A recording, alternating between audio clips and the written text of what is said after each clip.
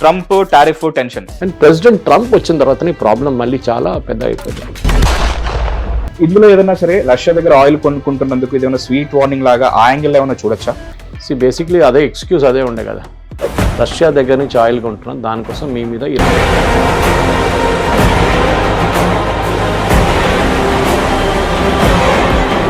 అది కాకుండా Trump about 3 నెలల ముందు చిన్నగా మార్పు తీసుకొచ్చింది, చిన్నగా చాలా పెద్ద మార్పు, ఎవరికి అనౌన్స్ చేయలేదు ఎక్కువ బయట. ఇండియా నుంచి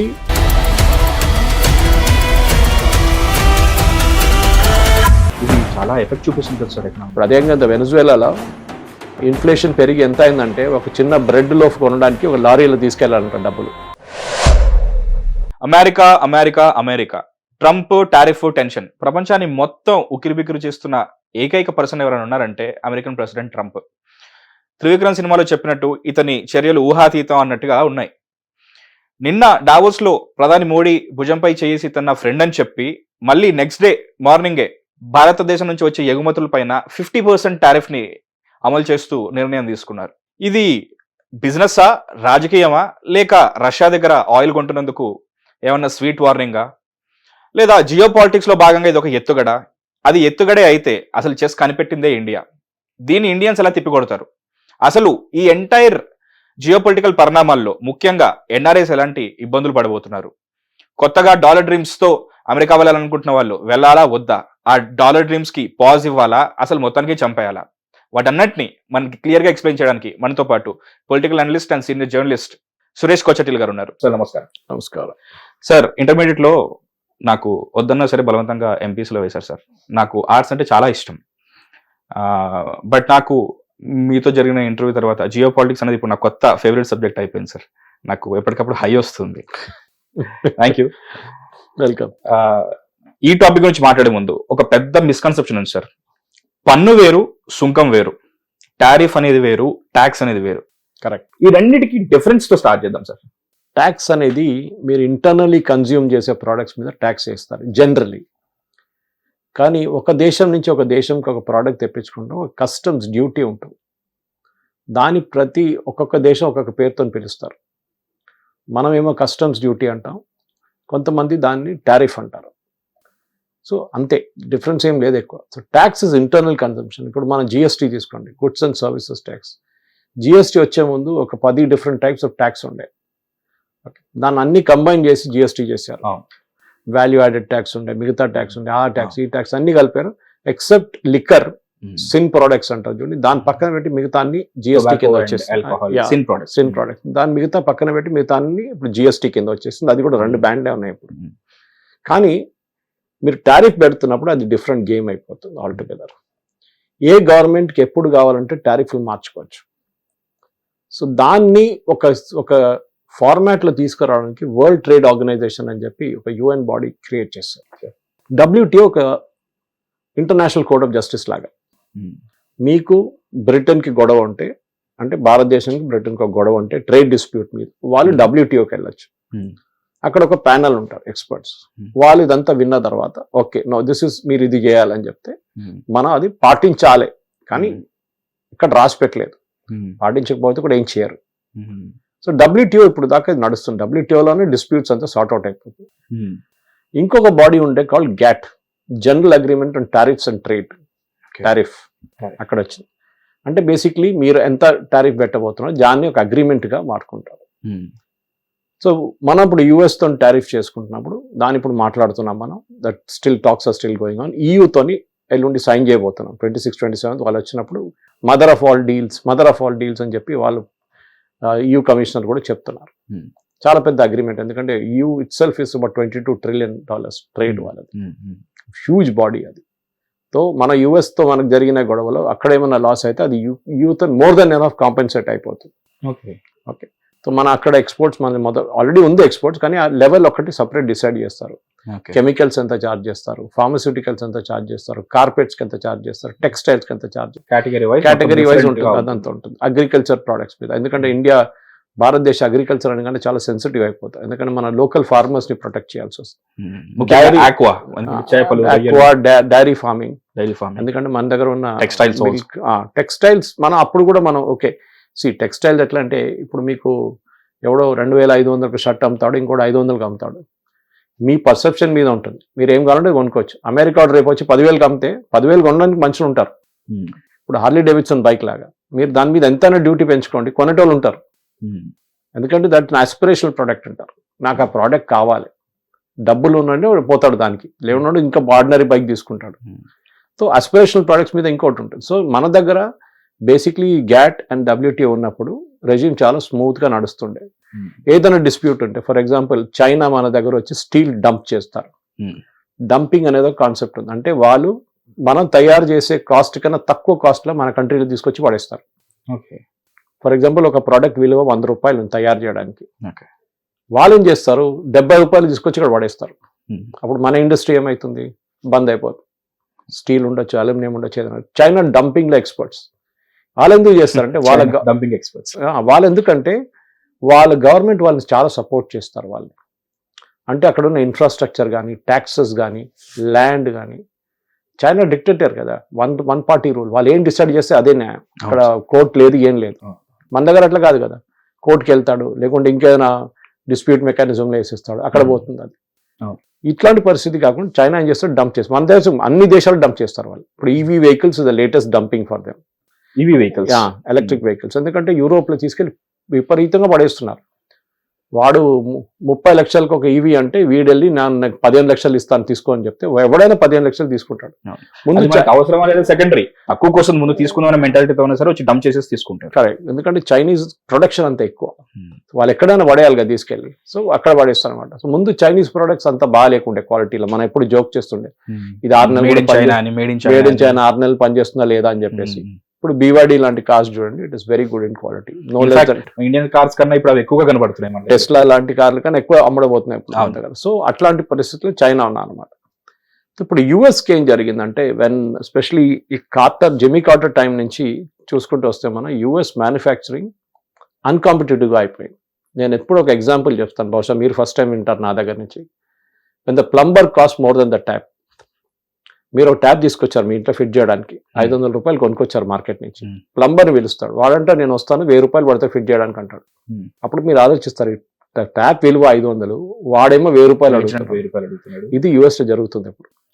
మన దగ్గర ఏం చేస్తాం మనం, వాడు వస్తే సరే అని చెప్పి వాడు వచ్చినప్పుడు చిన్న 3-4 పనులు చేపించుకుంటాం. మరి అది కొంచెం గడ్డ పోయింది చూడు, ఇది కొంచెం లీక్ అవుతుంది, ఆ వాషర్ పోయిందని అది చేపించుకుంటాం. Classic Indian mentality. Okay, so మన ఓవరాల్ మన దగ్గర ఉంది. దానికోసం అర్బన్ క్లాప్ లాంటి కంపెనీస్, అర్బన్ కంపెనీ లాంటి సెటప్ చేస్తారు. ఎందుకంటే they realise there is a demand for it.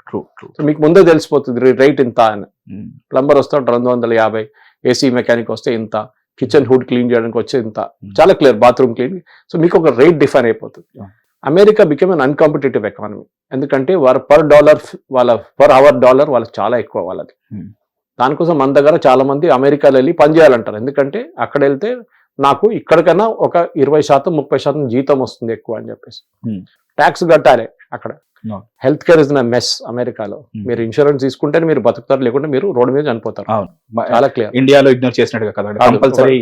అక్కడ ఒక డాక్టర్ మీరు కలవడానికి వెళ్ళి నాకు చెస్ట్ పెయిన్ ఉందంటే సరే మందు వేసుకో, తర్వాత వారం తర్వాత రమ్మంటాడు. సార్ ఈసీజీ ఏం లేదు, ఇల్లు అంతే అయిపోయింది. మన దగ్గర అట్లా కాదు కదా, మన దగ్గర మొత్తం చూసుకుంటాడు. మనం whatever we criticize our health care system, still ఒక డాక్టర్ ఉంటాడు. 500 రూపాయలు ఇస్తే ఒక డాక్టర్ చూసుకుంటాడు మిమ్మల్ని, అట్లీస్ట్ నైబర్హుడ్ డాక్టర్. అది కాదు యూఎస్లో. So anyway, coming back to the story of manufacturing. యూఎస్లో మ్యానుఫ్యాక్చరింగ్ చాలా మటుకు పడిపోయింది, విపరీతంగా పడిపోయింది. సో చైనా అదే టైంలో పికప్ అయింది. We're talking of late 80s. China pickup ఏం చేశారు, చైనా ఈ మ్యానుఫ్యాక్చరింగ్లో చాలా డబ్బులు ఖర్చు పెట్టారు. ఇన్ఫ్రాస్ట్రక్చర్ క్రియేట్ చేశారు, ల్యాండ్ బ్యాంక్స్ క్రియేట్ చేశారు, ఇన్సెంటివ్స్ ఇచ్చారు కంపెనీస్కి. కంపెనీస్ ఏం చేశారు, ఇదే కార్ యూఎస్లో తయారు చేస్తే ఫర్ ఎగ్జాంపుల్ ఒక $30,000, $10,000, $20,000 తీసుకుందాం. I'm just taking a number, it's not correct. అదే కార్ చైనా అంటాడు మేము $10,000 తయారు చేసి ఇస్తా అంటారు. అప్పుడు మీరు ఎక్కడి నుంచి ఎవరి దగ్గర నుంచి కొంటారు, ఎక్కడైతే కాస్ట్ ఎఫెక్ట్ ఉందో అక్కడి నుంచి కొంటారు. సో ఇది జరుగుతుంది. దీనికన్నా ముందు జాపనీస్ వాళ్ళు మొదలు పెట్టారు, కానీ జాపనీస్ వాళ్ళు రేట్ తగ్గించలేదు, వాళ్ళ క్వాలిటీ మీద ఆడారు వాళ్ళ గేమ్. ఒక టయోటా కానీ, ఒక కార్ అయితే, లేకుంటే ఒక సోనీ లాంటి టీవీ కానీ, ఒక మ్యూజిక్ సిస్టమ్ షార్ప్ లాంటిది, ఇట్లాంటిది మీరు క్వాలిటీ మీద తీసుకున్నారు. చైనా ప్రైస్ మీద తీసుకుంటారు. చైనా ఏం చేశారంటే మొత్తం యుఎస్ మార్కెట్ ఎత్తుకెళ్ళిపోయారు. Steel also, for example steel they did the same thing. Steel also they took away the entire market. Steel లేదు ఇప్పుడు అమెరికాలో, స్టీల్ కంపెనీలు అన్ని బంద్ అయిపోయినాయి. ఉన్నాయి అక్కడెక్కడ కొన్ని. కార్ మ్యానుఫ్యాక్చరింగ్ కూడా సేమ్ అయింది. ఒక టైంలో ఫోర్డ్ లాంటి కార్ కంపెనీ మొదలు పెట్టినదంటే క్రైస్లర్ కానీ మిగతా పెద్ద పెద్ద బ్రాండ్స్ ఉన్న అమెరికా ఇప్పుడు స్ట్రగ్లింగ్ అని, ఎందుకంటే వాళ్ళు అన్కాంపిటేటివ్ అయిపోయారు. వేజెస్ అంత హై ఉంది అమెరికాలో, తగ్గించలేరు ఎందుకంటే కాస్ట్ ఆఫ్ లివింగ్ హై అయిపోయింది. So it's rock at the hard place అంటాం మన ఇంగ్లీష్ లో. So they can't escape. So ఆ పరిస్థితి నుంచి మరి టారిఫ్లు మొదలైనవి. అంటే ఇప్పుడు నేను చైనీస్ వాళ్ళు తీసుకొచ్చి నా కంట్రీలో పడేస్తే నా లోకల్ ఇండస్ట్రీని నేను ఎట్టా ప్రొటెక్ట్ చేస్తాను, అక్కడే ఈ టారిఫ్ వచ్చింది. నువ్వు తీసుకొచ్చి ఇక్కడ పడేస్తే నేను 100% డ్యూటీ పెడతాను నీ మీద. అప్పుడు నా ప్రోడక్ట్ నీ ప్రోడక్ట్ సేమ్ వాల్యూ అయిపోతుంది. అప్పుడు అమెరికన్ కన్స్యూమర్ డిసైడ్ చేస్తాడు నేను అమెరికన్ ప్రోడక్ట్ కొనాలా చైనీస్ ప్రోడక్ట్ కొనాలి.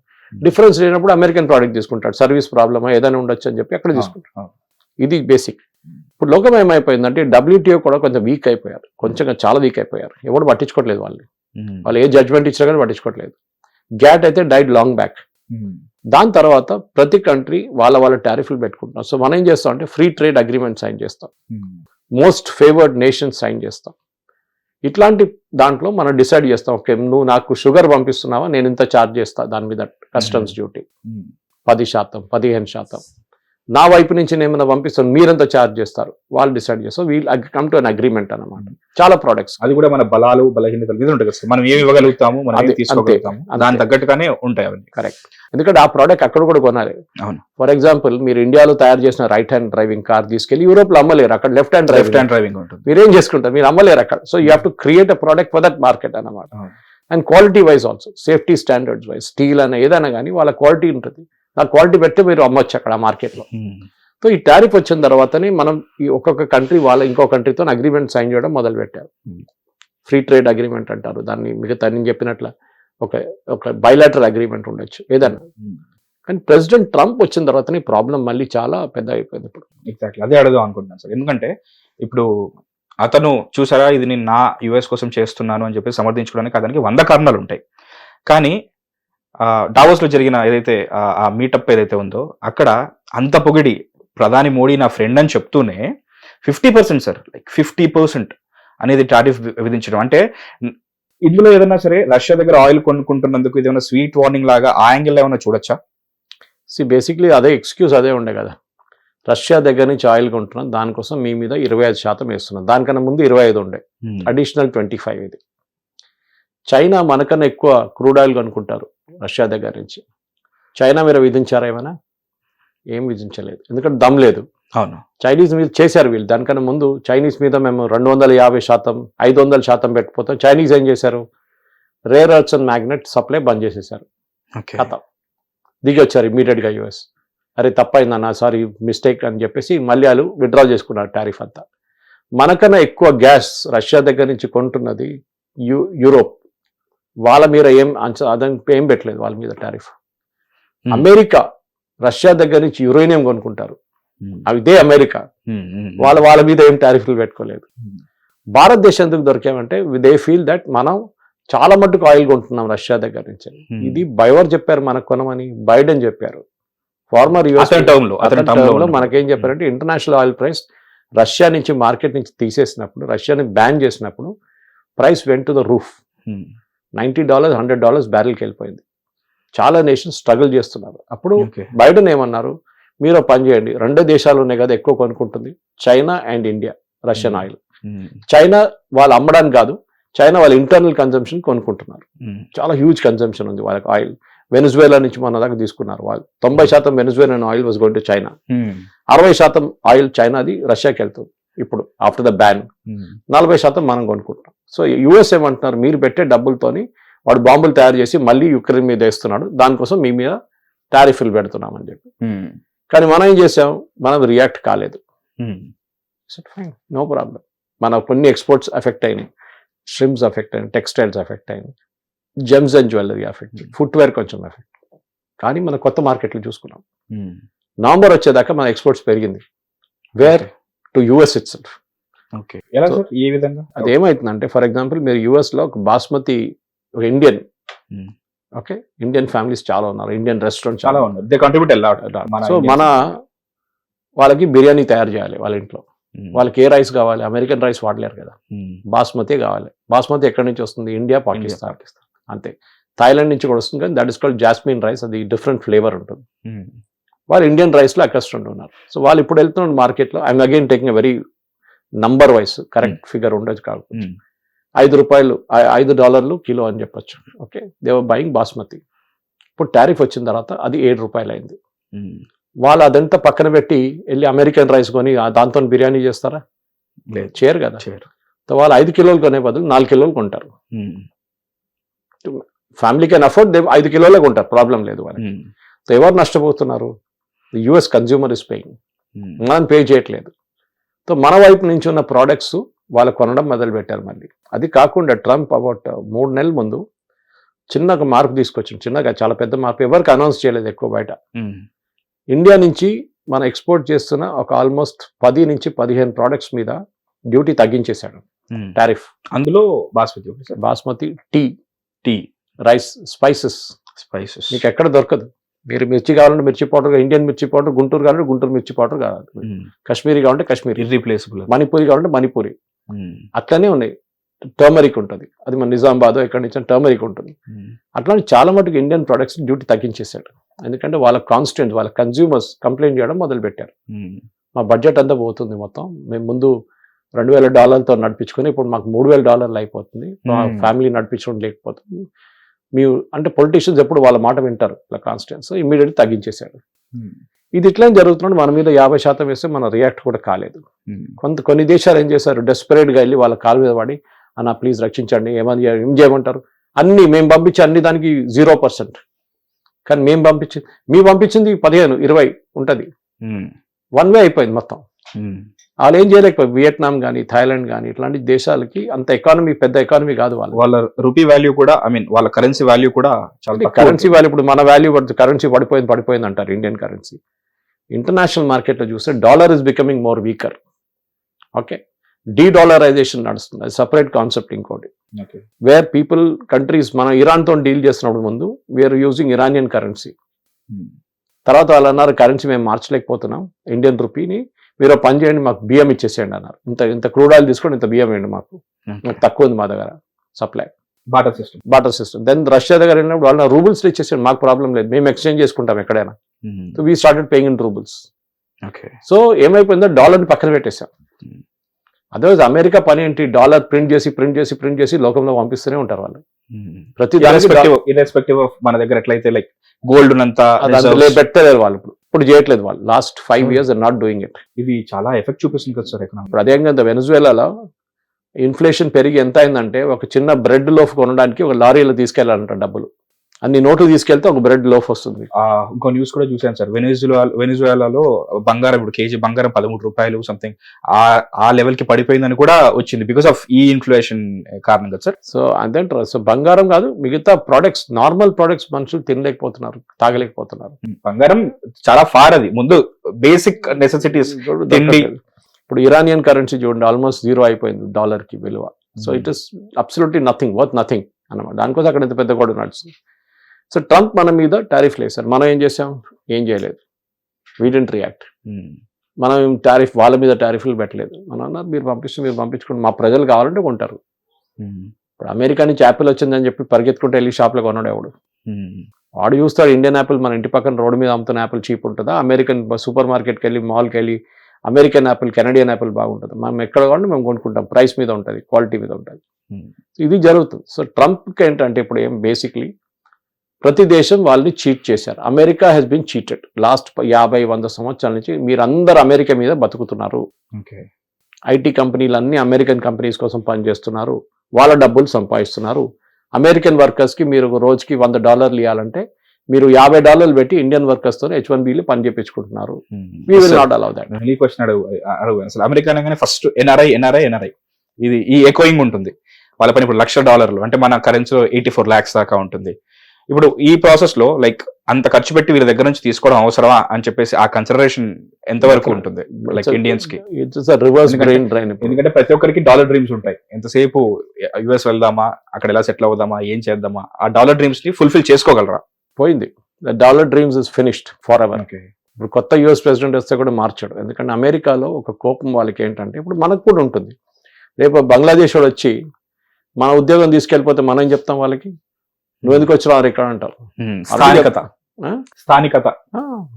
ట్రంప్ ఫోకస్ చేసింది కూడా అదే అదే కదా, వాళ్ళ అమెరికన్ ఆడియన్స్, వాళ్ళ అమెరికన్స్ కి ఉద్యోగం ఉండాలి, దాంట్లో తప్పేం లేదు. మీరు బయట నుంచి చూస్తే ఫ్రమ్ అన్ అమెరికన్ పర్స్పెక్టివ్ చూస్తే దాంట్లో తప్పేం లేదు. అమెరికా ఏమంటున్నారు, మా ప్రజలకి మేము ఉద్యోగం, మా పిల్లలు కాలేజ్ నుంచి పాస్ అవుట్ అయితే ఉద్యోగం రావట్లేదు, ఎందుకంటే నువ్వు వచ్చి ఆఫ్ ద రేట్లో పనిచేస్తున్నావు. యాక్చువల్లీ మా అమెరికన్ కంపెనీస్ వాళ్ళతో పని చేయించుకుంటున్నారు H1Bలో దాంట్లో దీంట్లో. అది నడవకూడదు. మా వాళ్ళకి మీరు సరే ఇండియా నుంచి తీసుకొస్తున్నారా, మాకు ఇచ్చే అదే జీతం వాళ్ళకి ఇవ్వాలంటారు. మళ్ళీ ఇండియా నుంచి ఎందుకు తీసుకొస్తారు, వాళ్ళు అమెరికన్ వాళ్ళతో పని చేయించుకుంటారు వాళ్ళు. సో ఇదొక ఫ్రాడ్ జరిగింది డెఫినెట్ గా. H1B was even today's news paper ఒక పెద్ద కేసు ఉంది, వేర్ H1B ఫ్రాడ్ రెండు తెలుగు కంపెనీస్ ని US లో పట్టుకున్నారని చెప్పేసి. తెలుగు స్పీకింగ్ కంపెనీస్ అన్నమాట, Telugu setup Telugu speaking people. So ఇది ప్రాబ్లం. సో ఈ టారిఫ్ లో వాళ్ళేం ఏం చేస్తున్నారంటే మా ఇండస్ట్రీస్ ని ప్రొటెక్ట్ చేయాలి, మీరు బయట నుంచి తీసుకొచ్చి ఇక్కడ డంప్ చేయకండి. రెండవది, మేము మీకు పంపించినప్పుడు మీరు చాలా హై చార్జ్ చేస్తున్నారు. ట్రంప్ ఎప్పుడు హార్లీ డేవిడ్సన్ ఎగ్జాంపుల్ తీసుకుంటాడు. ఇప్పుడు కాదు, ఈవెన్ ఫస్ట్ టర్మ్ లో కూడా చెప్పాడు, ఇండియా హార్లీ డేవిడ్సన్ మీద 200%, 250% వేస్తున్నాడు. కాస్ట్ కన్నా సరే ఇది ఎక్కువ ఉంది సార్, టాక్సెస్ ఎక్కువ ఉన్నాయి. సో మనం ఏం చెప్పామంటే దాకా ఆస్పిరేషనల్ ప్రొడక్ట్ నేను చెప్పాను, నువ్వు కావాలంటే కొనుక్కుంటాడు, నువ్వు 10 లక్షలు కాదు 20 లక్షలు ఛార్జ్ కొనుక్కుంటూ ఉంటాడు దాన్ని. సో అది సింబల్ ఆఫ్ రిచ్నెస్ లాగా, అలా షో ఆఫ్ లాగా ఒక ప్రోడక్ట్. సో అరే నేను ఒక ఛానల్ నుంచి వస్తున్నాను, ఇంకో ఛానల్ నుంచి అక్కడ బయటికి నిలబడుతున్నప్పుడు ఊబర్ కోసం వెయిట్ చేస్తున్నాను నేను. ఒక పొరోడ్ వచ్చిండు, అక్కడ పనిచేస్తున్న పొరోడ్ వచ్చిండు, వాడు వచ్చింది హార్లీ డేవిడ్సన్ బైక్ మీద. అప్పుడు నేను ఆలోచించాను, వాడు హార్లీ డేవిడ్సన్ బైక్ మీద వస్తున్నాడు, ఇక చిన్న ఛానల్లో పనిచేస్తున్నాడు, వాడు ఎంత చెప్తారు, వాడు శాలరీ ఎంత ఉంటుంది, వాడు హార్లీ డేవిడ్సన్ ఎందుకు పెట్టుకున్నాడు, అంతే ఆస్పిరేషనల్ ప్రోడక్ట్. వాళ్ళ అమ్మ నాన్న కొనిచ్చి ఉంటారు, he could not afford it himself, but that is not the point. The point is aspirational product. అది బియ్యం కాదు, గోధుమలు కాదు, షుగర్ కాదు, which are essential, this is non essential. So anyway, so Trump ఈ టారిఫ్ పెట్టాడు మన మీద, మన ఎక్స్పోర్ట్స్ అక్కడికి తగ్గిపోయింది. కానీ నవంబర్ దాకా మనం రికవర్ అయ్యాం. దాని తర్వాత మనం ఏం చేస్తాం, దానికన్నా ముందే మోదీ గారు ఏం చెప్పారు, మిగతా కంట్రీస్ లో కూడా ఎక్స్పోర్ట్ చేయడం మొదలు పెట్టండి, యూరోప్ కి. So we sign deal with UK, వాళ్ళతోనే ఒక ఒప్పందం పెట్టుకున్నాం, అక్కడికి చాలా ప్రోడక్ట్స్ అక్కడ పోయింది. UAE తోనే మనకు టైఅప్ ఉంది ఆల్రెడీ, మనం already very close with UAE. మనం మొన్న కూడా వాళ్ళ షేక్ అంతా మన దగ్గరకు వచ్చేవాళ్ళ, ప్రెసిడెంట్ అంతా మన దగ్గరకు వచ్చారు. UAE is major trading post. మూడోది చైనా ఉన్నారు, చైనా కూడా అమ్మడం మొదలు పెట్టారు. రష్యా అని చెప్పారు, మీరు అమెరికా ఏమేమి రిఫ్యూజ్ చేశారు అంతా మాకు ఇచ్చేసి మేము తీసుకుంటామన్నారు, ఎందుకంటే మా కోసం మీరు కష్టపడుతున్నారు, మేము మిమ్మల్ని హెల్ప్ చేస్తున్నారు. ఇప్పుడు ఆ పాయింట్ లో కూడా ఇదేంటి, నేను ఒక ఎత్తుగడ వేస్తే దానివల్ల మీరు ఇంకా ఫ్రెండ్స్ అయిపోతున్నారు అని చెప్పేసి ఇంకేమైనా కొత్తగా అది SCO సమిట్ లో జరిగింది కదా, వాళ్ళు ముగ్గురు నిలబడి మాట్లాడుతున్న photo, Xi Jinping, Putin and Modi కలిసి నిలబడి నవ్వుకుంటూ మాట్లాడుతున్న ఫోటో చూసి ట్రంప్ కి డెఫినెట్ గా కోపం వచ్చి ఉంటుంది. అప్పుడు ఆయన చెప్పారు కూడా, we have driven India into the arms of the Chinese. అంటే మేము తెలిసిపోయింది వాళ్ళు చేసిన తప్పని తెలిసిపోయింది. కానీ ఎగ్జాక్ట్లీ ఆపోజిట్ కావాలనుకున్నారు అమెరికా. అంటే చాలా సంవత్సరాల నుంచి సక్సెసివ్ అమెరికన్ గవర్నమెంట్, ఒబామా ఉండొచ్చు, క్లింటన్ ఉండొచ్చు, బైడెన్ ఉండొచ్చు, బుష్ ఉండొచ్చు, వీళ్ళందరూ ఏమేంటంటే భారతదేశాన్ని రష్యా అండ్ చైనా నుంచి బయటికి తీసుకురావాలి. రష్యా నుంచి ఎప్పుడో మనం క్లోజ్ ఉన్నాం, మన ఆయుధాలన్నీ అక్కడి నుంచే కొంటాం, మన ఎయిర్క్రాఫ్ట్ అక్కడి నుంచే కొంటుండే మనం. తర్వాత చైనీస్ క్లోజ్ అయిపోయారు, చైనీస్తో మనం గొడవ జరిగినప్పుడు మళ్ళీ మనం బిజినెస్ బంద్ చేసాం, మళ్ళీ అది గల్వాన్ అంతా అయిపోయిన తర్వాత మళ్ళీ ఇప్పుడు రీసెటిల్ చేసుకున్నాం. చాలా మటుకు చైనీస్ కంపెనీలు మనకు కావాలి, ఎందుకంటే మన టెలిఫోన్ మ్యానుఫ్యాక్చరింగ్ లో మనకి ఇప్పుడు కూడా ఇండిజనైజేషన్ తక్కువ, మన దేశంలో తయారు చేసిన ప్రోడక్ట్స్ తక్కువ. ఈ మొబైల్ ఫోన్ కవర్ ఒకటి ఉంటుంది, ఆల్సో మన ఏషియన్ కంట్రీ అయినందుకు కొంచెం డిస్టెన్స్ పరంగా అడ్వాంటేజ్ కూడా ఉంటుంది సార్. అంటే టచ్ స్క్రీన్ ఉంది ఫర్ ఎగ్జాంపుల్ మొబైల్, అది మనం తయారు చేయలేదు, అక్కడి నుంచి వస్తాయి. సో అక్కడ నుంచి చిన్న చిన్న స్క్రూల నుంచి అన్ని అక్కడి నుంచి వస్తున్నాయి అన్నమాట. ఇప్పుడు ఎవ్రీ మంత్ మనం దాన్ని రీప్లేస్ చేస్తున్నాం, ఇండియన్ కంపెనీస్ తయారు చేస్తున్నాం, టైం పడుతుంది అది. ఇప్పుడు పాసిబుల్లీ బహుశా 65 ఎంత ఉంది ఇండిజనైజేషన్, 35 ఇప్పుడు కూడా చైనా తెప్పించుకుంటున్నాం. చైనీస్ టెక్నీషియన్స్ కి వీసా ఆఫర్ చేస్తే అది పెద్ద ఇష్యూ అయిపోయింది, వాళ్ళు వచ్చి సెటప్ చేయాలి కదా అదంతా, వాళ్ళు వచ్చి సెటప్ చేయట్లేదు, మన ప్రొడక్షన్ ఆగిపోయింది దాంతో. ఇట్లాంటి చాలా ఇష్యూస్ వచ్చింది అనమాట. సో వాళ్ళే అమెరికా ఏమేంటంటే ఇండియాని దూరం తీసుకెళ్ళడం ఫ్రమ్ చైనా అండ్ రష్యా. కానీ దీంతో ఏమైంది, దీని ఆపోజిట్ ఎఫెక్ట్ జరిగింది. ఇప్పుడు మనం చైనాతో క్లోజ్ అయిపోయినా, రష్యాతో ఆల్రెడీ క్లోజ్ ఉన్నాం మనం. ఇప్పుడు మోదీ అన్న, వీళ్ళు ట్రంప్ అన్న ఇంకా కొనుక్కుంటే ఇంకా ఇస్తాను మీ మీద అని చెప్పారు, రష్యన్ ఆయిల్ కొనుక్కుంటే మనం కొనుక్కుంటున్నాం, ఏం చేయట్లేదు, తగ్గించాం కొంచెం, కానీ we're not stop buying it totally. Jaishankar గారు చాలా బాగా చెప్పారు, మన ఫారిన్ మినిస్టర్, మా దేశానికి ఏం బాగుపడుతుంది మేము అది తీసుకుంటాం, you cannot dictate to us. మాకు క్రూడ్ ఆయిల్ తక్కువ రేట్లో దొరుకుతుంటే మేము పంప్స్లో తక్కువ రేట్లు అమ్మగలము, లేకుంటే మేము 150 రూపాయలకి అమ్మాలి పెట్రోల్, మేము 100 రూపాయలకి 110 రూపాయలకి అమ్మగలుగుతున్నాం, ఎందుకంటే మేము రష్యా దగ్గర నుంచుకొని ప్రాసెస్ చేస్తున్నాం. మన ఇంకో ట్రిక్ ఆడాం, అది దానికన్నా పెద్ద ట్రిక్ ఉండే, బైడెన్ చెప్పిన ట్రిక్ మనం ఆడాం. అంటే ఏంటి, రష్యా దగ్గర నుంచి ఆయిల్ తీసుకొచ్చి మన దగ్గర జామ్నగర్ కానీ మిగతా ప్లేస్లో ప్రాసెసింగ్ చేసి, మ్యాంగ్లూర్లో ప్రాసెసింగ్ చేసి యూఎస్కి అమ్మాం మనం రష్యన్ ఆయిల్. ఆలోచించండి, యూఎస్ బ్యాన్ పెట్టారు రష్యన్ ఆయిల్ మీద, ఎవరు కొనుక్కోకూడదు అంటే మనం వాళ్ళకి అమ్మాం తీసుకెళ్ళి.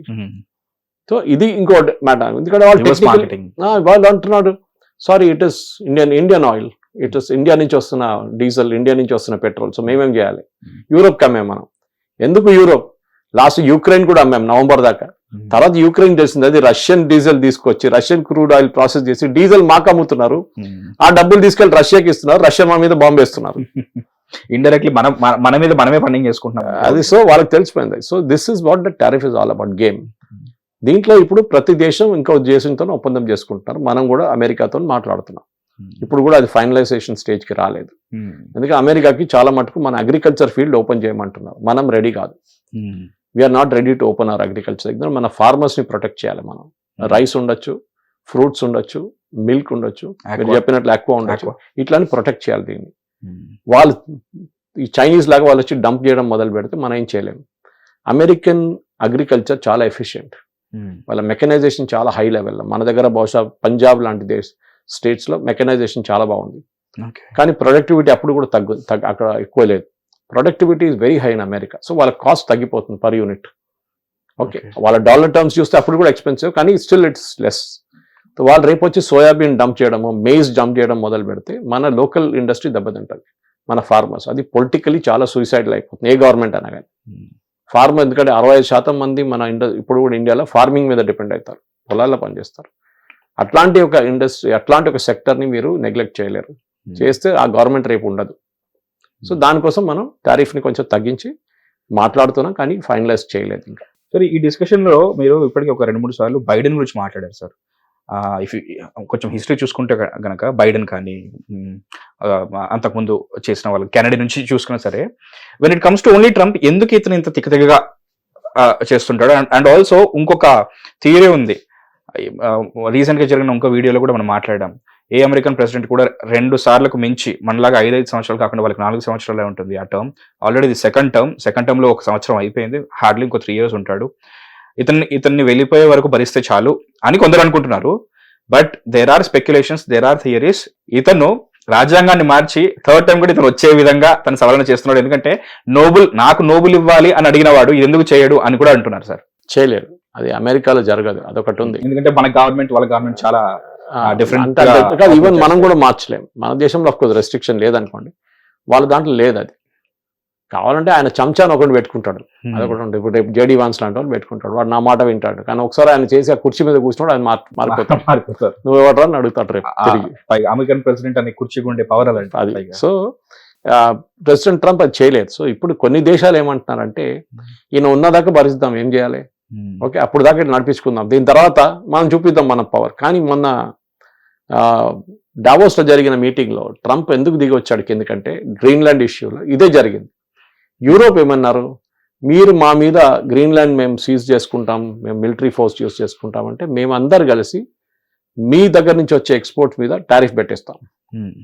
ఎందుకంటే దానికన్నా ముందు అమెరికన్ ప్రెసిడెంట్ ట్రంప్ ఏమన్నారంటే, మీరు పట్టించుకోకపోతే గ్రీన్లాండ్ మీ మీద టారిఫ్ అయిపోతున్నాం, 100%, 200% అన్ని చెప్పాడు, ఏదో ఫిగర్లు చెప్పాడు. సో వీళ్ళేమన్నారు యూరోప్ అంటే, మేము మీతో ఒక ఒప్పందం చేసుకున్నాం, వాళ్ళు సైన్ చేసుకున్నారు టారిఫ్ డీల్. మళ్ళీ దాని శాంక్టిటీ ఏంటి, మీరు ఒక సైన్ చేసిన తర్వాత మళ్ళీ మీరు రూల్ మార్చేస్తున్నారు, ఎందుకు సైన్ చేస్తాను, సైన్ చేయక్కర్లేదు కదా. ఎందుకంటే మీరు రేపు పొద్దున్న లేసి సడన్ గా మీకు 3 బాగాలేకపోతే తీసి ఇంకో 100% ఏరా అంటారు, మళ్ళీ వాల్యూస్ కి మోరల్స్ కి కట్టుబడినప్పుడు ఇంకప్పుడు. So there's no sanctity for the document, పేపర్కి విలువ లేదు, సైన్ చేసే పేపర్కి. సో ఇమ్మీడియట్ గా స్టాక్ మార్కెట్ క్రాష్ అయింది, అమెరికన్ స్టాక్ మార్కెట్. వాళ్ళకి తెలిసిపోయింది అమెరికాలో ఉన్న ప్రోడక్ట్స్ యూరోప్లో అమ్మలేము, యూరోప్ నుంచి పంపించే ప్రోడక్ట్స్ అమెరికన్ కంపెనీస్ లో వాడుకుంటారు చాలా మటుకు, కాస్ట్ డిఫరెన్స్, అది మనం కొనలేము. మళ్ళీ మన చైనా దగ్గర మిగతా వాళ్ళ దగ్గర వెళ్ళాల్సి వస్తుంది, మళ్ళీ మన ఇండస్ట్రీ మొత్తం దెబ్బతింటుంది, 6 నెలలు పడతాయి రికవర్ కావడానికి. మొత్తం స్టాక్ మార్కెట్ క్రాష్ అయింది. As he was standing on the stage Davos లో. దానికోసం ఇమ్మీడియట్లీ క్వైట్ అండ్ డౌన్ అయ్యి వీఆర్ నాట్ టేకింగ్ గ్రీన్లాండ్స్, మేము మాట్లాడుతున్నాం యూరోపియన్ యూనియన్తో అని అన్నాడు. దానిపైన ఎంతో ఆశ కూడా ఉండేది ట్రంప్ కి, because సెంటర్ పెట్టాలి. అది గ్రీన్లాండ్ అనేది ఇంకో కాన్సెప్ట్. అది ఈ గోల్డెన్ డోమ్ అని చెప్పుకుంటున్నాడు చూడండి, అది నెక్స్ట్ 10 సంవత్సరాల దాకా డెవలప్ చేయలేము. ఆ టెక్నాలజీ రాలేదు మనకి, వాళ్ళకి లేదు ఆ టెక్నాలజీ ఇంకా. అమెరికా కాన్సెప్ట్ వైజ్ వచ్చేసి బట్ ఒక బేస్ అయితే స్టార్ట్ చేయాలని ఎప్పటి నుంచో ఉంది అతను. కావాలంటే వాళ్ళు ఐరన్ డోమ్ కొనుక్కోవచ్చు. ఎవరి దగ్గర? ఇజ్రాయెల్ దగ్గర. వాళ్ళ దగ్గర ఉంది ఆల్రెడీ ఆ టెక్నాలజీ. కానీ ఇప్పుడు అమెరికాని ఎవరు అటాక్ చేయరు. అమెరికాకి ఒక పారనోయ ఉంది. రష్యా యుక్రెయిన్ మీద దాడి చేశారు, రేపు మా మీద కూడా చేయొచ్చు. ఓకే, గోల్డెన్ డోమ్ పెట్టుకుంటే అయిపోతుంది. గోల్డెన్ డోమ్ మీరు గ్రీన్లాండ్ లో పెట్టుకుంటారు, ఇటువైపు నుంచి ఫైర్ చేస్తే, అలాస్కా వైపు నుంచి ఫైర్ చేస్తే ఏం చేస్తారు? అక్కడ రష్యా ఇటువైపు కూడా ఉంది కదా. అలాస్కా రష్యన్ టెరిటరీ ఉండే, వాళ్ళు అమ్మేసుకున్నారు 1800s లో అమెరికాకి. సో రేపు ఇటువైపు నుంచి ఫైర్ చేస్తే అక్కడ గోల్డెన్ డోమ్ పోతుంది. అప్పుడు గ్రీన్లాండ్ లేదు కదా, గ్రీన్లాండ్ ఇటువైపు ఉంది. ఇది ప్రాబ్లం. సో ఒక పారానాయిడ్ ఏం చెప్తారు ప్రెసిడెంట్, ఆయన స్టేజ్ మీద వెళ్ళి గ్రీన్లాండ్ బదులు ఐస్లాండ్ అని చెప్పాడు 5 సార్లు. ఎందుకు రాని వల్ల వాళ్ళ ప్రెస్ సెక్రటరీ అడిగితే అక్కడ ఐస్ ఉంది కదా చాలా, దానికోసం ఐస్లాండ్ అన్నాడు. ఒక అమెరికన్ ప్రెసిడెంట్ అట్లా అయిపోయింది. ఇంకోటి కాన్సెప్ట్ కూడా అండి, మీరు అది అబ్జర్వ్ చేస్తారో లేదో, డ్రగ్స్ గురించి మాట్లాడాడు, ఫార్మస్యూటికల్స్. ఏమన్నా అంటే మా దగ్గర నేను 100% తగ్గించాను రేట్స్ అన్నారు. ఫార్మస్యూటికల్ ప్రొడక్ట్స్ ని, prescription drugs, schedule H drugs, doctor prescribe చేస్తేనే ఇస్తారు ఆ మెడిసిన్స్. కొన్ని మెడిసిన్స్ మనం ఓవర్ ద కౌంటర్ డోలో లాంటి మెడిసిన్స్ చెప్తే ఆడు ఇచ్చేస్తాడు, ప్రిస్క్రిప్షన్ అడగాడు. ఇది ప్రిస్క్రిప్షన్ డ్రగ్స్ ని నేను 100% తగ్గించాను రేట్ అన్నాడు. So they was a mathematician ఒక షోలో డావోస్ లెక్చర్ కాగానే అన్నారు, 100% తగ్గించడం అంటే ఒక ప్రోడక్ట్ విలువ 0 అయిపోతుంది. Okay, you did MPC exactly. So అయిపోతుంది, 0 అయిపోతుంది. అంటే మీరు ఫ్రీగా అమ్ముతున్నారా మెడిసిన్స్? కాదు. అండ్ ఫార్మా ఇండస్ట్రీ అనేది one of the like have to run ever green కాదు. దానికి అలాంటి స్టేట్మెంట్ ఇవ్వడం అంటే ఒకసారిగా ప్రాబ్లం క్రాష్ అయిపోయి కూడా ఉండొచ్చు కదా సార్. ఏం జరుగుతుంది? అదే అప్పుడు స్టేజ్ మీద ఆయన నిలబడి ఒక నంబర్ చెప్పాడు, మేము ఒక ప్రోడక్ట్ $10 అమ్ముతున్నాం యూఎస్, అండ్ యూఎస్ కన్స్యూమర్స్ ఏమంటున్నారంటే ఆ మెడిసిన్ చాలా ఎక్స్పెన్సివ్, $10 మీరు రేట్ తగ్గించి $5 చేయండి అన్నారు. అది వస్తుంది, ఫ్రాన్స్ నుంచి వస్తుంది ఆ మెడిసిన్. సో ఇనఫ్ ఫోన్ పెట్టాడు. ఓకే, మన కేబీసీలో చేసినాడు, ఫోన్లో కావు మ్యాక్రాన్కి ఫోన్ వచ్చాడు. మ్యాక్రాన్ దగ్గర చెప్పాడు, అన్ని స్టేలు చెప్తున్నాడు. ఆలోచించండి, ఈ standing before a business audience, before a world and Davos, ఇదన్నీ డైలాగులు కొడుతున్నాడు. నేను మ్యాక్రాన్ దగ్గర చెప్పాను, నువ్వు రేట్ తగ్గించాల్సిందే. మ్యాక్రాన్ అన్నాడు, లేదు నేను తగ్గించలేను. ఒక పని చేయి, నువ్వు $5 అమ్ముతున్నావు కదా ఫ్రాన్స్ లో ఇదే ప్రోడక్ట్, నువ్వు దాన్ని $50 చేయి అన్నాడు. అది ఎట్లా చేస్తాను నేను? మా ప్రజలకు మేము ఇవ్వాల్సింది $5 నుంచి $50 చేస్తే మీకేం బెనిఫిట్ అన్నాడు. అప్పుడు మా ప్రజలు అంటారు, చూడండి అక్కడ $50 అమ్ముతున్నాడు, నేను చెప్తాను మా ప్రజలకి, యుఎస్ వాళ్ళకి, అదే $50 ప్రోడక్ట్ మీకు $10 నేను యుఎస్ లో అమ్ముతున్నాను. చూడండి, ప్రెసిడెంట్ లాగా మీమర్లా బిహేవ్ చేస్తున్నాడు సార్. ఇది మన ఎమ్మెల్యే అడుకొండలో దాసనారాయణరావు గారు చేసిన డైలాగ్ ఇది, ఇడ్లీది. ఇదే పరిస్థితి. ఆల్రెడీ $10 ఉంది ఇక్కడ, దాన్ని తగ్గించడానికి అడిగితే మీరు రేట్ పెంచి మీ రేట్ తక్కువ అని చూపిస్తున్నారు. ఇప్పుడు కూడా అమెరికన్ కన్స్యూమర్ 10 వేస్తున్నారు. సో ఇమీడియట్లీ ఫ్రెంచ్ పెద్దగా ఉందంటే పక్కన ఒక పెద్ద గీత గీసినట్టు. అదే మ్యాథమెటిక్స్ లో ఒకసారి మనకు కాంటెస్ట్ లో ఉంటుంది ఇది. So immediately French medical sector వాళ్ళు రియాక్ట్ అయ్యారు. ఫార్మస్యూటికల్ సెక్టర్ వాళ్ళు అన్నారు, మేము ఎప్పుడు రేట్ పెంచలేదు, ఈయన రేట్ మేము లాస్ట్ 10 సంవత్సరాల్లో రేట్ ముట్టలేదు. మా దగ్గర డ్రగ్ కంట్రోల్ అథారిటీ అనే అథారిటీ ఉంది, మన దేశంలో కూడా ఉన్నది. Where they decide the cost of the drugs annually, they will decide based on a patent, non patent, of patent అన్ని చూసి వాళ్ళు ఇస్తారనమాట, మీ ప్రొడక్షన్ కాస్ట్ అంతా. ఇది ఉంది మా దగ్గర. అసలు మేము రేట్ ఎక్కడ పెంచలేదు. What Trump is saying is totally wrong. ఆలోచించండి, మీరు ఒక ప్లాన్డ్ గా నోటికి వచ్చింది మాట్లాడేస్తూ, యూ కాంట్ డూ దాట్. ఒక రోజు పిల్లి తెల్లదంటారు, నెక్స్ట్ డే అంటారు అదే పిల్లి నల్లదంటారు. ఇది ఏంటిది? యూ డిసైడ్ వన్స్ ఫర్ అది నల్లదా తెల్లదని. మీరు అది కాదు గ్రే అంటే okay will accept grey colour అని. అది లేదు ఇది లేదు అన్ని మాట్లాడుకుంటూ పోతే ఆ స్టేజ్ మీద వెళ్ళి ఆయన అట్లా నోటికి వచ్చి ఏది వచ్చినట్టు వాగుతూనే వెళ్తున్నాడు. ఇది హిస్టరీలో ఫస్ట్ టైం కదా సార్ ఒక అమెరికన్ ప్రెసిడెంట్ ని ఇంత కామెడీగా తీసేసుకోవడం కూడా. ఎందుకంటే ఇంతకుముందు ఎప్పుడూ జరగలేదు. That might be Biden, that might be Kennedy, ఆ తర్వాత మధ్యలో వచ్చిన ఇంకెవరైనా కానీ. ఎందుకంటే వీళ్ళందరూ కంపేర్ చేస్తున్నది మిగతా హెడ్స్ ఆఫ్ స్టేట్ తో. అక్కడ చాలా మంది మాట్లాడారు, కార్నీ మాట్లాడారు కెనడా నుంచి, ఈయన జర్మన్ ఛాన్సలర్ మాట్లాడారు, యుఎస్ నుంచి కొంతమంది న్యూసమ్ ఆయన మాట్లాడారు, వన్ ఆఫ్ దర్ గవర్నర్స్. ఇదందరూ చేశారు. వీళ్ళు ఈయన మాట్లాడారు, ఫ్రెంచ్ మ్యాక్రాన్ మంచి సన్ గ్లాసెస్ వేసుకొని మాట్లాడారు. ఆయన మీద కూడా జోక్ కట్టారు, సన్ గ్లాసెస్ ఎందుకు వేసుకున్నారు, ఆయనకు యాక్చువల్గా ఐ ఇన్ఫెక్షన్ ఉండే, దానికోసం సన్ గ్లాసెస్ వేసుకున్నాడు. ఇప్పుడు ఏమైందంటే ఆ సన్ గ్లాసెస్ కంపెనీ విలువ ఆల్మోస్ట్ 40% పెరిగిందంట వాళ్ళది మార్కెట్ షేర్ సడన్ గా ఈ గ్లాసెస్ పేరు మీద. ఆలోచించండి ఎట్లంటే బెనిఫిట్ ఎవరికి వస్తుంది అనేది. సో ట్రంప్ అనే ఒక వ్యక్తి ఒక స్టెబిలిటీ లేదు ఆయనకి, especially when you're American president మీకు స్టెబిలిటీ ఉండాలి. మీరు చెప్పిన మాటకి ఎలిగెన్స్ క్యారీ చేయాలి ఫస్ట్ ఆఫ్ ఆల్. ఒక మీరు ఇవాళ చెప్పిన మాట yes I'm stand by it అని చెప్పాలి. అది కాకుండా నేను ఇవాళ చెప్పాను, నేను ఎప్పుడు చెప్పాను, నేను చెప్పలేదు అట్లా. చిన్నపిల్లలు అంటారు చూడండి కొట్లాడినప్పుడు, ఏం చెప్పలేదు అట్లా, నేను సరే చెప్తే చెప్పిందే అంతే, నాకు గుర్తులేదు అంతే.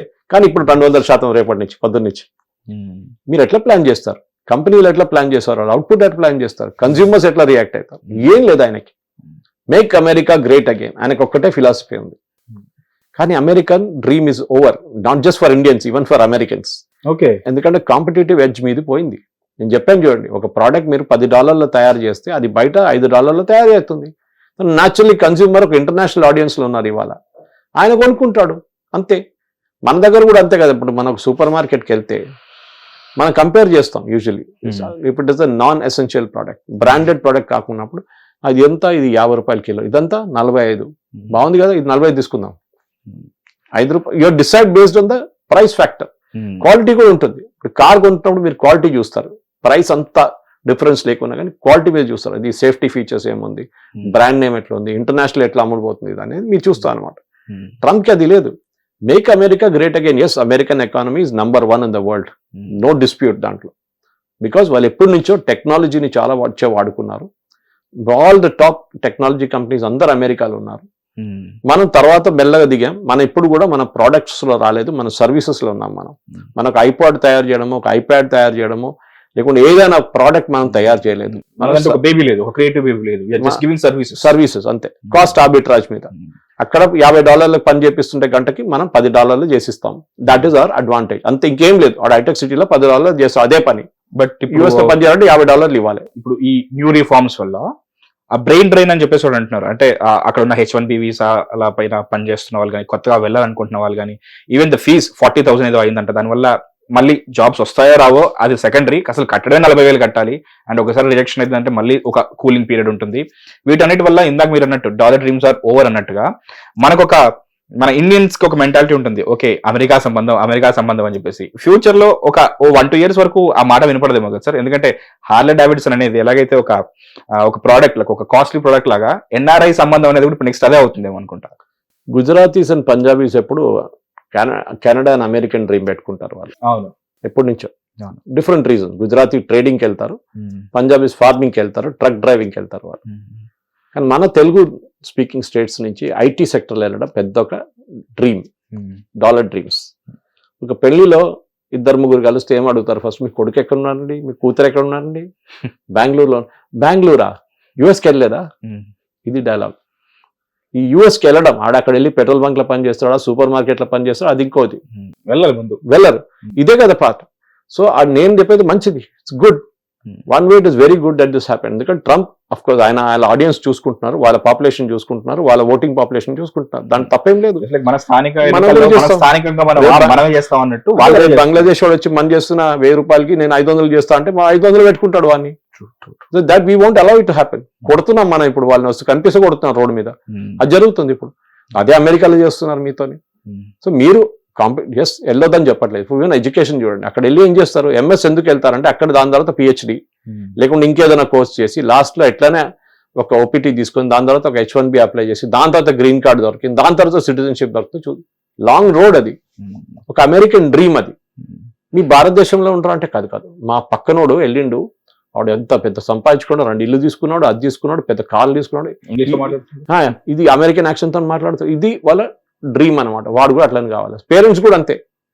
వాడు పక్కనోడు పోయిండు, పక్కన ఇల్లు అబ్బాయి పోయిండు, వాళ్ళు చూడు ఎంత బాగుండు, వాళ్ళు అక్కడ యూఎస్లో అంట ఇంత పెద్ద కార్లు ఉన్నాయి, ఫోటోలు పంపిస్తున్నారు, ఫేస్బుక్ లో వేస్తున్నారు, పిల్లలు కూడా క్యూట్ గా యాసెట్ లో మాట్లాడుతున్నారు. So this is the dream. Nobody saying don't go, ఎవరు చెప్పట్లేదు వెళ్ళకూడదని. కానీ మీరు అక్కడ వెళ్ళి వాళ్ళ ఉద్యోగం తీసుకుంటే వాళ్ళు ఊరుకోరు. దాంట్లో ట్రంప్ ని కూడా తప్పుపట్టలేము. ఎలాగైతే స్థానికంగా మన ఉద్యోగాలు తీసుకుంటే they have to take care of their people. వాళ్ళ పాపులేషన్ పెరుగుతుంది, వాళ్ళ పిల్లలు కూడా కాలేజ్కి వెళ్తున్నారు, కానీ వాళ్ళు బయటకు వచ్చిన తర్వాత ఉద్యోగం దొరకట్లేదు. సో దట్ ఈస్ వై ఆ క్యాంపెయిన్ లో, ట్రంప్ క్యాంపెయిన్ లో, మెగా క్యాంపెయిన్ లో అది వచ్చింది అనమాట. ఫస్ట్ లోకల్ కి నేను ఇంపార్టెన్స్ ఇస్తాను, అంతే. Make America great again, production తీసుకురండి తిరిగి అమెరికాకి. ట్రంప్ చెప్పింది చాలా మటుకు జరగలేదు. కార్ మ్యానుఫ్యాక్చరింగ్ నేను తీసుకొస్తానో జరగలేదు, స్టీల్ మ్యానుఫ్యాక్చరింగ్ తీసుకొస్తానో జరగట్లేదు. Only place very succeeded very well is chip manufacturing. నివిడియా లాంటి కంపెనీస్ తీసుకొచ్చి, నివిడియా లాంటి కంపెనీస్ చాలా మటుకు ఇన్వెస్ట్ చేస్తున్నారు. America is still the home of technology, దాంట్లో డౌట్ లేదు. కానీ చాలా మటుకు టుడే ఇప్పుడు కోవిడ్ తర్వాత స్పెషల్లీ మీరు ఎక్కడి నుంచైనా పని చేసుకోవచ్చు అనే ఒక కాన్సెప్ట్ వచ్చింది. Work from anywhere, work from home, work from the bed, work from anywhere, work from the bathroom also, no problem, but work from anywhere. ఆ కాన్సెప్ట్ వచ్చిన తర్వాత చాలా మటుకు jobs will get shifted to India. ఇప్పుడు నిన్న కూడా చూశాను నేను ఒక ఆర్టికల్ చదివాను Economist, that entry level jobs అంతా are coming back to India అని. అంటే it doesn't make sense to do it. ఒకటి చాట్ జీపీటీ ఇట్లాంటి ఏఐ టూల్స్ వచ్చిన తర్వాత కోడింగ్ లేదు, ఇప్పుడు కోడింగ్ అనే ఉద్యోగం లేదు, కోడింగ్ పోయింది. ఒకటే స్ట్రోక్ లో కోడింగ్ ఇస్ అవుట్. ఇన్ని సంవత్సరాల నుంచి కోడింగ్ నేర్చుకున్న అబ్బాయిలు అమ్మాయిలు ఇప్పుడు కూడా కాలేజ్ లో ఉన్న వాళ్ళు ఏం చేస్తారు రేపు? ఇంకా చదువుకుంటున్నారు యాక్టివ్ గా ఇప్పుడు కూడా. 30 లక్షల మంది వస్తారు కదా సార్ బయట, ఈజీ. మన దగ్గర 1,80,000 మంది బయటకు వస్తారు. తెలంగాణలో చుట్టుపక్కల ఉన్న ఇంజనీరింగ్ కాలేజ్, హైదరాబాద్, రంగారెడ్డి, మల్కాజిగిరి, మెడ్చల్ మల్కాజిగిరి చుట్టుపక్కల దాని నుంచి వస్తారు. కాలేజెస్ ఉన్నాయి మన వైపు ఇంకా. సో అట్లాంటి పరిస్థితుల్లో what are you doing? So అట్లాంటి వాళ్ళ పనికి ఉద్యోగం రాదు. యువర్ వరల్డ్ ఇస్ చేంజింగ్, లోకం రోజుకి మారిపోతుంది అనమాట. You have to keep in track, you have to keep. ఒక ఉద్యోగం అనేది పర్ వీక్ చేంజ్ అవుతుంది, పర్ మంత్ చేంజ్ అవుతుంది, పర్ ఇయర్ చేంజ్ అవుతుంది. మీరు దాన్ని బట్టి మీరు కూడా మార్చుకోవాలి, మీ అవుట్పుట్ మార్చుకోవాలి, మీ స్కిల్ మార్చుకోవాలి. ఇప్పుడు ప్రైవేట్ లో కూడా ఎంట్రీ లెవెల్ జాబ్స్ అనేవి గవర్నమెంట్ జాబ్స్ అయిపోయాయి. ఒక పోస్ట్ ఉంటుంది, దానికి 7,000 మంది పోటీ పడుతున్నట్టుగా ఉంటుంది. ఎందుకు గవర్నమెంట్ ఉద్యోగం ఎందుకు తీసుకుంటారు? ఎందుకు కావాలి? ఒకటి స్టెబిలిటీ, అంటే మీరు జీతం వస్తుంది, పని చేస్తేనే, పని చేయకపోతే 2 జీతాలు వస్తాయి మీకు. హాలిడేస్, ఓకే, మీకు సాక్ చేయరు, మిమ్మల్ని ఎవరు పంపారు, ఇంటికి పంపారు పని చేయకపోతే. కావాలంటే లంచాలు కూడా తీసుకోవచ్చు కొంచెం అక్కడ ఇక్కడ, అది కూడా ఈజీ ఉంది. ఇది అన్ని ఉన్నాయి, దానికోసం గవర్నమెంట్ ఉద్యోగం. లేకుంటే గవర్నమెంట్ ఉద్యోగంలో ఒక నార్మల్ స్కిల్డ్ మనిషి గవర్నమెంట్ ఉద్యోగంకి ఎప్పుడు వెళ్ళాడు. ఎందుకంటే మీకు ఒక లెవెల్ ఉంటుంది, మీ ప్రమోషన్ అంతే. మీరు ఒక ఐఏఎస్ ఆఫీసర్ కాలేరు. మీరు ఐఏఎస్ ఆఫీసర్ మీ తల మీద కూర్చుంటాడు ఎట్లయినా. మీ పైన చాలా మంది ఉంటారు అట్లాంటి సీనియర్ వాళ్ళు. స్టేట్ లెవెల్ ఆఫీసర్స్ ఉంటారు, సెంట్రల్ లెవెల్ ఆఫీసర్స్ ఉంటారు. మీ గ్రోత్ లిమిటెడ్. కానీ ఏంటంటే గవర్నమెంట్ ఉద్యోగం ఉంది, జీతం వస్తుంది, పెన్షన్ వస్తుంది, ఇది ఒక్కటే ఉంది స్టెబిలిటీ. అట్లాంటి వాళ్ళు కూడా ఉన్నారు మన దగ్గర. లేకుంటే ఐటీ సెక్టర్ ఇంతమంది ఎందుకు వెళ్తారు? వాళ్ళ జీతం చూసి వెళ్ళారు అక్కడికి. ఇక్కడ నేను 40 సంవత్సరాలు ఇక్కడ కలెక్ట్ చేసిన జీతము నేను 10 సంవత్సరాలు సంపాదించుకుంటాను, అక్కడికి వెళ్తున్నారు, అమెరికాకి వెళ్తున్నారు. ఇది వాళ్ళ అవుట్లుక్ అన్నమాట. That's the main thing. So Trump చేస్తున్న దానికి టారిఫ్లకి ఆయన దిగొస్తారు కిందికి డెఫినెట్ గా, ఇప్పుడు కాకుండా రేపు. ఎందుకంటే అమెరికన్ కన్స్యూమర్ కూడా వాళ్ళకి కాస్ట్ ఆఫ్ లివింగ్ కాస్ట్ తగ్గించాలన్నది వాళ్ళ దాంట్లో కూడా. సూపర్ మార్కెట్కి వెళ్ళినా కానీ ఎక్కడ వెళ్ళినా కానీ they want bring down the bill, grocery కానీ మిగతా కానీ ఏదైనా కానీ. దానికి వాళ్ళు డెఫినెట్ గా ప్రెషర్ పెడుతున్నారు. ట్రంప్ ఏం చెప్తారు, కొన్ని ప్లేసెస్లో అలౌ చేస్తున్నారు, కొన్ని అలౌ చేయట్లేదు. కానీ your world is one place అనే ఒక కాన్సెప్ట్ ఉంటే అది పోయింది ఇప్పుడు. అందరూ వాళ్ళ పని చూసుకుంటున్నారు. ప్రతి దేశం మేము మా ప్రజలను ఎట్లా కాపాడుకోవాలని చూస్తున్నారు. సో విన్నారు కదా, ఏదైనా సరే పెరుగుట విరుగుటకే.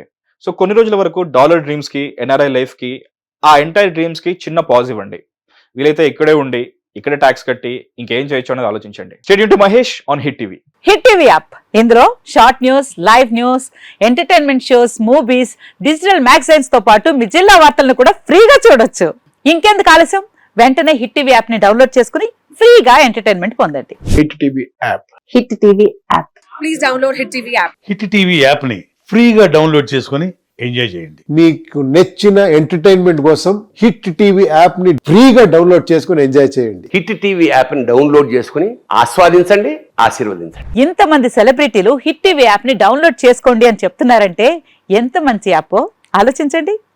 అమెరికా అమెరికా అమెరికా అమెరికాలో చదవాలనుకునే వాళ్ళకి విశ్వసనీయమైన పేరు మన శౌర్య కన్సల్టెన్సీ.